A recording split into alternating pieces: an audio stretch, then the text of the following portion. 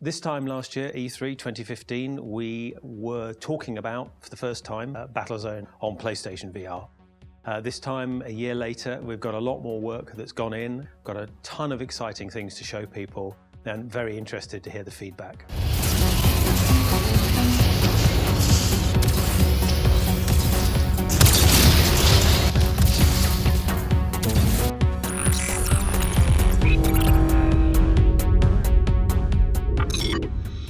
So the look of the game has evolved a lot since a lot of people last saw it.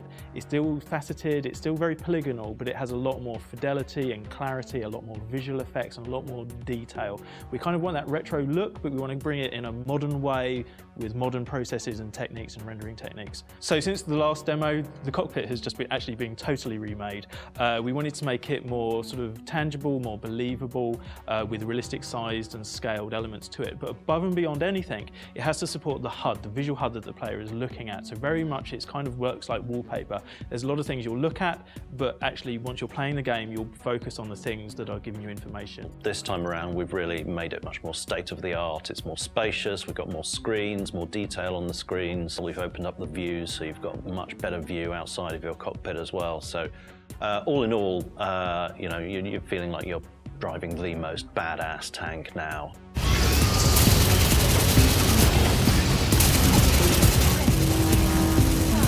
So yeah, actually one of the things that we did kind of improve that I thought it was critical from feedback from the first to the second demo was actually adding the controller being rendered in the game, which is something that we got feedback from people who use VR, but they haven't really played games previously that much. They couldn't really see the buttons in the controller and they didn't understand which ones was doing what kind of missions. So rendering the controller on the screen, being able to see it as you are in the VR headset and allowing the player to know which buttons perform what functions were really important. I think it actually looks really cool as well in the game.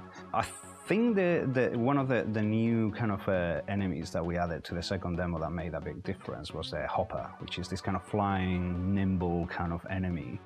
Interesting for the people who are 2000 AD fans, the hoppers are derived from a design in Rogue Trooper. The Rogue Trooper series, and that's why we call them hoppers, because they're sort of taken out of that comic book series. So the hoppers are there to require the player to switch their attention between things which are literally flying over their head, attacking them from above, as well as to the side. The natural way that you glance from side to side, quickly assess where the threats are, and then focus on the most important. That's one of the ways in which Battlezone is exploiting what VR can do in gameplay terms. The two main weapons that we offer to the player are essentially the same, although the machine gun is more sophisticated now in that it's using actual ballistics for its missiles, whereas previously it was just using line-of-sight impact effects. So it's a lot more satisfying and fun and physical to use. But probably the most obvious big change or the new thing we've added is the EMP weapon, which at the end of the demo you have to use it to obliterate everything in the environment and bring it crashing to the ground. Environmental variability is really important. So we've created landscape types, and the game takes place in lots of different types of landscape. They're broadly sort of cyber-looking, and they riff off the sort of cyber world, Tron world, original Battlezone world quite well. This is a really cutting-edge technology. Not many companies have it. There are no games out there that we can go to and look at and compare, and this is the benchmark and we need to be here.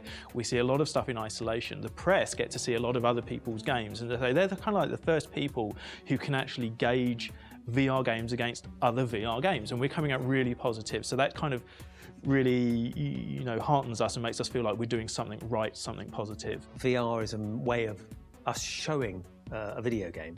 And that video game's got to be good, and it will be good in 2D or 3D or VR or whatever type of game. That's the idea. We don't want to make a game that's a gimmick. It's a really good VR experience and really exciting, but Rebellion is set up to make great games, and this is a great game.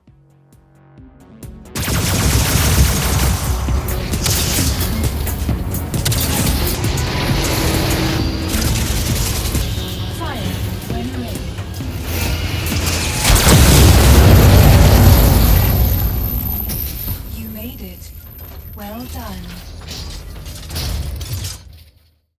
Okay.